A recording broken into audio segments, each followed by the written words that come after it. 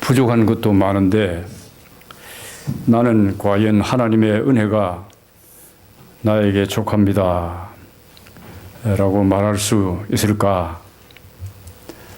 이것도 필요하고 또 저것도 있었으면 좋겠습니다. 아직도 필요하고 부족한 것이 많습니다. 그런데 필요가 다 채워지지도 않고 부족한 것이 많이 있는데도 주님의 은혜가 충분합니다 라고 할 수 있을까? 오늘 사도 바울의 이 고백을 들으면서 이제 생각하게 되는 내용입니다. 아직도 필요한 것이 많습니다. 또 병이 고쳐지지도 않았습니다. 또 취직도 못했습니다. 또 결혼도 해야 됩니다. 학비도 필요합니다. 여러 가지 필요한 것이 많은데, 그런데 하나님은 사도 바울에게만 그렇게 말씀하시는 것이 아니고 오늘 여러분과 저에게도 똑같이 내 은혜가 너에게 족한 줄 알아라, 그렇게 말씀하십니다. 아주 오래전 110년 전 1904년인데 미니 앤드 조지 레이시라고 하는 미국인 침례교 선교사 부부가 멕시코에 가서 선교 사역을 하고 있었습니다. 그런데 그의 막내딸이 갑자기 병에 걸렸습니다. 그리고 순식간에 그들의 그 5 아이들이 성홍열, 스칼렛 피버라고 하는 이 성홍열에 걸려서 몇 달 만에 선교지에서 다 죽었습니다. 이럴 때 주님의 은혜가 내게 족하다고 할 수 있을까요? 이럴 때도 주님만으로 충분하다고 말할 수 있을까요? 선교사 부부가 아이 5을 갑자기 다 잃고 기도 가운데 그렇게 주님께 물었다고 합니다. 이럴 때도 주님의 은혜가 우리에게 만족하다고 할 수 있겠습니까, 주님? 자식이 하나만 죽어도 견디기 어려운 고통일 텐데 자식 5을 순식간에 다 잃었습니다. 선교지에서 그랬습니다. 깊은 슬픔과 외로움과 절망감 속에 탄식할 때, 그때도 과연 하나님의 은혜가 족하다고 할 수 있을까요? 그렇게 그들 부부는 자신들에게 묻고 하나님께 물었다는 것입니다. 그런데 그 선교사 부부는 마지막에 가서 주님 한 분으로 충분합니다 했다는 것입니다. 놀라운 일이죠. 일이 다 잘 풀리고 건강하고 수입도 좋고 또 경제적으로도 안정되고 자녀들도 다 잘 되고 많은 친구들이 치하해주고 그때쯤 주님의 은혜가 충분합니다 하면 좀 말이 되겠죠. 그러나 건강이 나빠지고 직장을 잃고 가까운 친구들이 내 곁을 떠나고 계획했던 일들이 전부 틀어지고 욥기에 나오는 욥처럼 재산도 자식들도 건강도 다 잃었습니다. 사랑하는 성도님들, 그럴 때에도 나는 주님의 은혜가 족합니다 라고 말할 수 있을까요? 그때도 주님 한 분만으로 만족합니다, 충분합니다 라고 할 수가 있겠습니까? 그럴 분들이 과연 있겠습니까? 그런데 오늘 성경은 그렇다는 것입니다. 충분하다고 할 수 있다는 것입니다. 그리고 그런 사람이 있다는 것입니다. 누구냐? 그가 바로 사도 바울입니다. 사도 바울은 몸에 가시 하나를 가지고 있었습니다. 몸에 질병을 말합니다. 무슨 질병인지는 밝히지 않았으니까 알 수가 없습니다. 그러나 몸에 가시라고 하는 것을 보면 그 질병이 가시는 찌르지 않습니까? 가시가 찌르면 아프지 않습니까? 예. 그래서 그 가시, 질병이 그를 몹시 괴롭혔던 것이 사실입니다. 그래서 사도 바울은 자기 몸의 그 질병을 위해서, 가시를 위해서, 병 낫기를 위해서 3번이나 간절히 하나님께 기도했다고 했습니다. 그 3번이라고 하는 것은 아침 먹고 한번 기도하고, 점심 먹고 한번 기도하고, 저녁 먹고 한번 기도하고, 그렇게 3번 한 기도가 아닙니다. 아주 결심하고 하나님께 간절히 기도했습니다. 고쳐지지 않았습니다. 또 얼마의 세월이 지났습니다. 가시가 그를 찌릅니다. 질병이 그를 괴롭게 합니다. 너무 고통스럽습니다. 그래서 다시 하나님께 기도합니다. 하나님, 고쳐주세요. 또 고쳐지지 않았습니다. 또 얼마 있다가 3번째 하나님께 또 간절히 기도했습니다. 하나님, 이 가시가 너무 괴롭습니다. 고쳐주세요. 또 고쳐지지 않았습니다. 그리고 얻은 기도의 응답이 내 은혜가 네게 족하다 하는 것이었습니다. 고쳐지지 않는 병을 갖고 있어도, 그 질병이 있어도 하나님이 바울에게 주신 은혜가 충분하고 넘친다는 것입니다. 하나님이 주시는 은혜에 대한 신자의 태도가 어떠해야 된다 하는 것을 잘 보여주는 내용이 오늘 본문의 말씀입니다.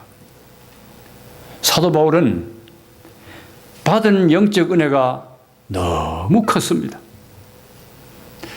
바울은 1차, 2차, 3차 전도 여행을 통해서 많은 교회를 세웠습니다. 또 많은 제자들을 양육했습니다. 그는 신약 성경 27권 가운데 13권이나 썼습니다. 히브리서도 그의 영향으로 보면 14권입니다. 바울이 선교 여행을 할 때는 사람들이 바울의 몸에서 손수건이나 앞치마를 가져다가 병든 사람에게 얹으면 그 병이 떠나고 악귀도 떠나는 일까지 일어났습니다. 그리고 오늘 본문 바로 앞에 부분 고린도후서 12장 1절로 4절에 볼 것 같으면 사도 바울은 셋째 하늘에 이끌려 올라가서 말할 수 없는 말을 들었다고 했습니다. 이 말은 그가 환상 가운데서 천국에 가서 주님의 음성을 들었다는 말입니다. 그때 그는 너무 황홀해서 입신의 경지에 빠져서 자기가 몸 안에 있었는지 몸 밖에 있었는지 알 수가 없을 정도였다라고 했습니다. 그런 비상한 영적 체험도 했습니다. 바울이 받은 하나님께로부터 바울이 받은 은혜가 너무 컸습니다. 그래서 하나님께서 그가 받은 여러 가지 많은 은혜와 은사들 때문에 하나님의 종이니까 그 사도 바울이 교만하면 안 되겠습니다. 그래서 하나님께서 바울의 몸에다가 가시를 하나 준 거예요. 병을 하나 준 거예요. 그 목적이 뭐냐? 바울이 교만하지 않도록, 자고하지 않도록 하기 위해서였다라고 오늘 성경이 가르치고 있습니다. 이 말을 바꾸어 말하면 사도 바울에게 만약에 가시가 없었을 것 같으면 바울은 교만해서 어쩌면 아주 쓸모없는 사람이 되었을지도 모릅니다. 그래서 하나님께서 사도 바울을 사용하시기 위해서 필요하니까 그에게 가시를 주었던 것입니다. 사랑하는 성도님들, 사람이 무엇이 다 형통하고 좋고 원하는 대로 이루어지면 교만해서 못 씁니다. 그래서 하나님께서는 누구에게나, 여러분들에게나 저에게나 다 한두 가지의 가시는 반드시 주시는 거예요. 어떤 사람은 평생 물질적으로 가난한 것이 가시입니다. 제가 한번 말씀드렸는데 제1영도교회 박옥동 장로님은 얼마나 평생토록 가난했던지 하나님, 목사님, 나를 기억할 때 이 제1영도교회에서 제일 가난한 장로로 기억해 주세요. 그랬겠습니까? 어떤 분들은 이렇게 평생 가난 때문에 가난이 가시가 될 수도 있습니다. 어떤 사람은 남편이 가시가 되기도 하고 어떤 사람은 아내가 가시가 되기도 합니다. 한번 제가 말씀드렸죠. 어떤 아내가 부인이 할머니가 40년 동안 위장병을 앓았는데 작년에 영감이 죽고 나니까 그 위장병이 싹 나아버렸습니다.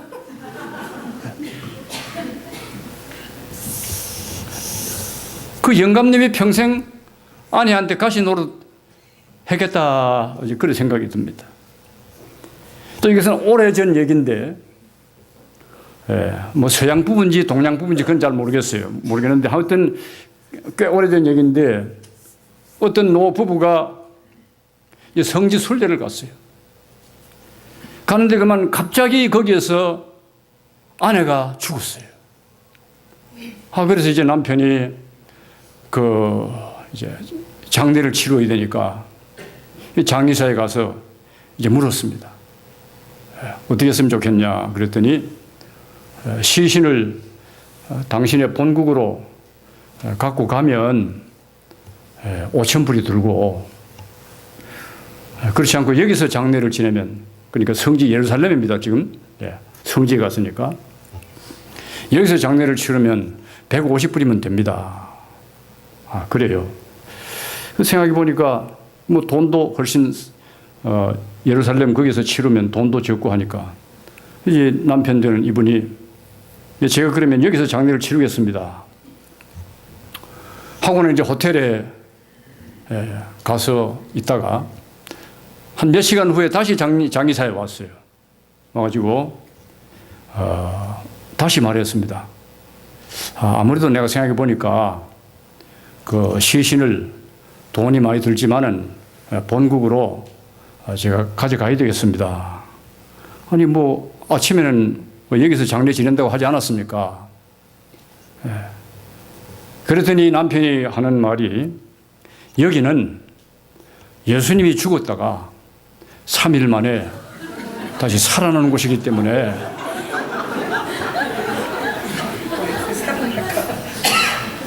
그래서 제가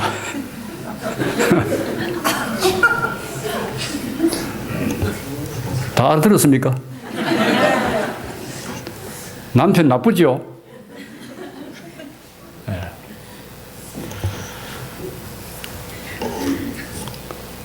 자식이 가시가 되기도 하고 평생 그 자식 때문에 어떤 사람은 성격이 가시가 되기도 하고 잘 못 사귀는 사람이 있어요. 성격이 좀 괴팍해서 그래서 만나기만 하면 사람들과 문제를 일으킵니다.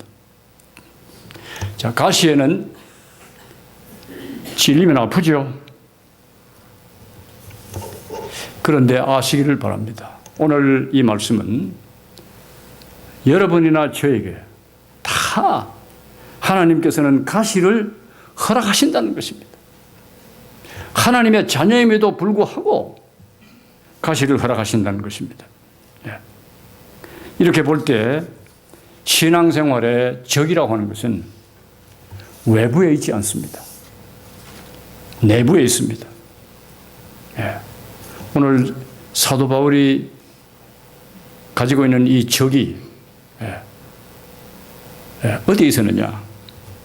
사도 바울의 내부에 있었던 거예요.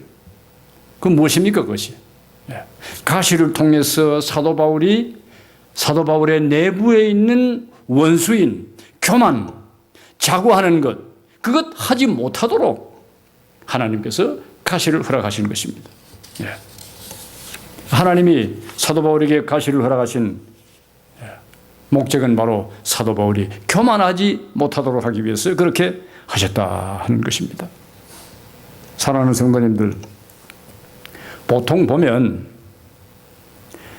처음에는 주님 뜻대로 산다고 그럽니다. 주님 뜻대로 살겠습니다. 그렇게 하고 난 다음에 세상에서 축복을 받고 잘 되면 주님의 은혜는 다 잊어버립니다. 그리고는 내가 잘나서 그렇게 된 줄로 착각합니다. 내가 똑똑해서 성공한 줄 압니다. 그러한 교만이 결국은 사람을 넘어지게 만드는 것이죠. 그래서 잠언 18장 12절 교만은 패망의 선봉이요 겸손은 존귀의 앞잡이니라 했습니다. 그렇기 때문에 오늘 우리 교우님들이 왜 하나님께서는 이것만 좀 더 주시면 좋겠는데, 이것 하나만 더 주시면 다 채워지겠는데 왜 꼭 복을 한두 가지 빼실까? 빼야 됩니다. 그래야 우리가 교만하지 않습니다. 그래야 하나님의 은혜가 참으로 은혜인 줄 알게 됩니다. 그래서 사도 바울 역시 그랬습니다. 오늘 말씀도 마찬가지이고 또 고린도전서 15장 10절에 보면 그러나 나의 나된 것은 하나님의 은혜로 된 것이니 내게 주신 그의 은혜가 헛되지 아니하여 내가 모든 사도보다 더 많이 수고하였으나 내가 아니요 오직 나와 함께 하신 하나님의 은혜로라. 하나님의 은혜를 똑바로 알게 되었죠. 자, 그렇기 때문에 죄송합니다.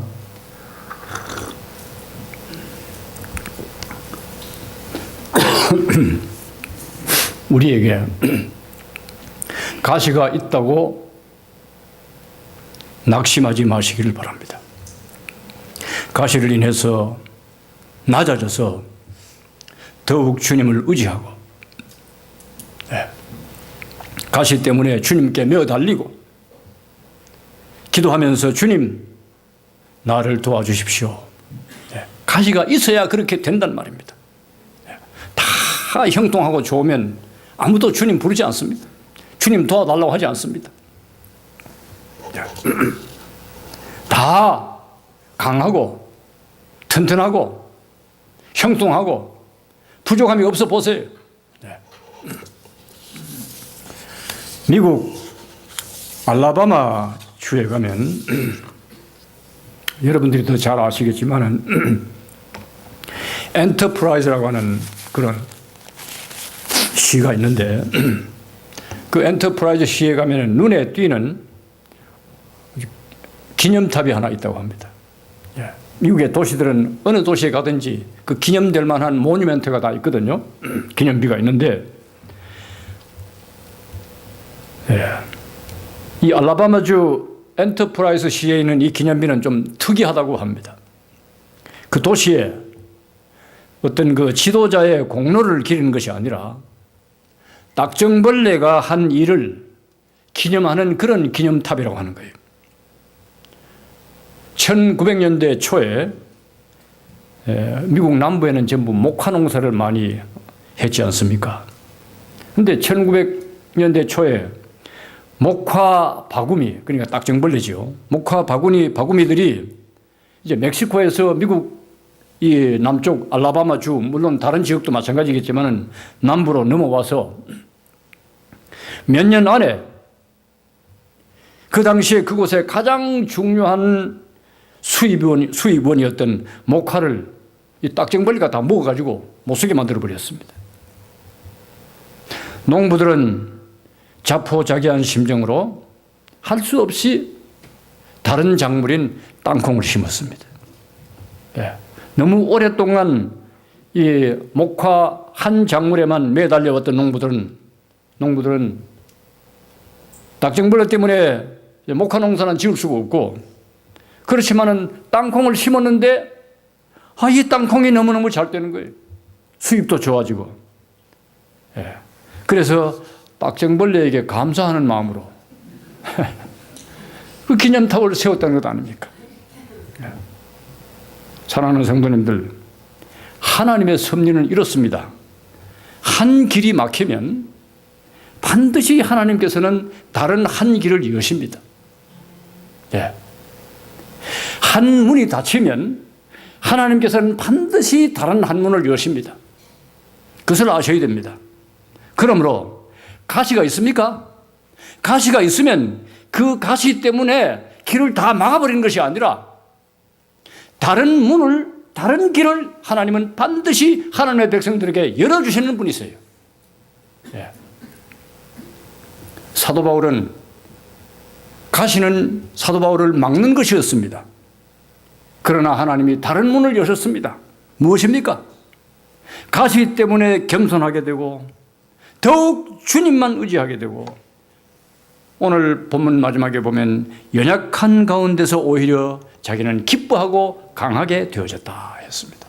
가시는 잊어버리고 오히려 가시 때문에, 연약함 때문에 주님을 더욱 의지하고 강하게 되는 그런 문이 열렸던 것입니다. 이렇게 보면 하나님의 은혜는 모든 성도들에게 충분합니다. 오늘 여러분들 못 가졌다고, 이루어지지 않았다고 너무 낙심하지 마시고 그 가시를 인해서 더욱 주님을 의지하고 충분합니다 하면서 감사할 때 또 하나님께서 다른 문을 열어주시는 그런 은혜들을 체험하시기를 주님의 이름으로 축원합니다.